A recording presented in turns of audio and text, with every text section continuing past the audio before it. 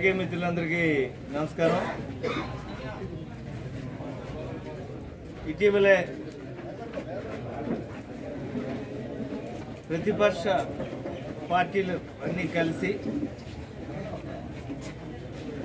ఏదైతే జగన్మోహన్ రెడ్డి గారి ప్రభుత్వం పేదలకి పెద్ద దిక్కుగా ఉంటుందో, సంక్షేమ పథకాలు అందిస్తూ ఉందో,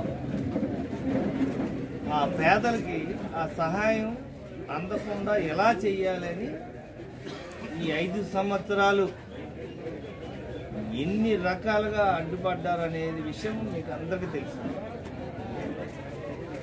అదే పందాలో ఇప్పుడు మరొక కార్యక్రమం చేశారు. ఈరోజు భారతదేశంలో బడుగు బలహీన వర్గాలు, అదేవిధంగా వృద్ధులు, వికలాంగులు, అన్ని వర్గాల వారికి కూడా ఈరోజు ప్రభుత్వం పెద్ద దిక్కుగా ఉంది. అయితే ఈరోజు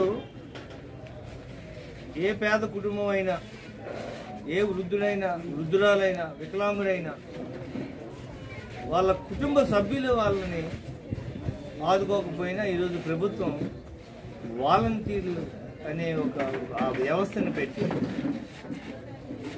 మా వాలంటీరు మా బాబు ఉన్నాడు, మా అమ్మాయి ఉన్నది, మా వాలంటీర్ నాకు ఏదైనా కష్టం వచ్చినా చూసుకుంటుందనే ఒక భరోసా ఒక్క ఆంధ్రప్రదేశ్లో ఉన్న పేద కుటుంబాలకే ఉంది. అయితే ఈరోజు పేదలకి ఆ సేవలు అందించే వాలంటీర్ వ్యవస్థ మీద కూడా కుట్ర పన్ని ఎలక్షన్ కమిషన్కి వీళ్ళందరూ కూడా ఫిర్యాదులు చేశారు. వాలంటీర్ మీద లేనిపోని ఆరోపణలు చేశారు.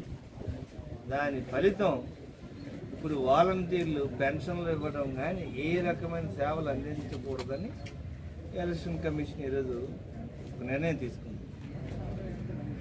అయితే ఇందులో మనం లోతుగా ఆలోచించాల్సిన అంశం ఏంటంటే, పాత్రికేయ మిత్రులందరికీ మీరు ఈ 5 సంవత్సరాలు చూశారు. జగన్మోహన్ రెడ్డి గారు, దివంగత నేత వైఎస్ రాజశేఖర రెడ్డి గారు పేదరికాన్ని నిర్మూలిస్తామనే అన్ని రాష్ట్రాల్లో అందరూ ముఖ్యమంత్రులు, అందరూ రాజకీయ నాయకులు చెప్పిన ఒక్క ఆంధ్ర రాష్ట్రంలోనే పేదరికాన్ని నిర్మూలించడం అంటే ఏంటో రాజశేఖర రెడ్డి గారు చేసి చూపించారు. ఆ రోజు 4 పథకాలు కేవలం పేదల కోసమే పెట్టిన పథకాలు. ఆ రోజు ఆరోగ్యశ్రీ అయినా, అదేవిధంగా ఫీజు రింబర్స్మెంట్ అయినా, పేదలందరికీ ఇల్లులైనా, దాంతోపాటు అప్పుడు ఉపాధ్యాయ పథకం కూడా మన రాష్ట్రంలో నెంబర్ 1. ఈ 4 అంశాలు ఆ రోజు ఇస్తే, 4 పథకాలు ఆయన ఇస్తే, జగన్మోహన్ రెడ్డి గారు మరొక 2 అడుగులు ముందుకెళ్ళి నవరత్నాలు పథకాలు ఇచ్చారు. అంటే పేదరికంలో ఉన్న కుటుంబాలు అన్ని వర్గాల వారిని కవర్ చేస్తూ ఈ పథకాలు ఇచ్చారు.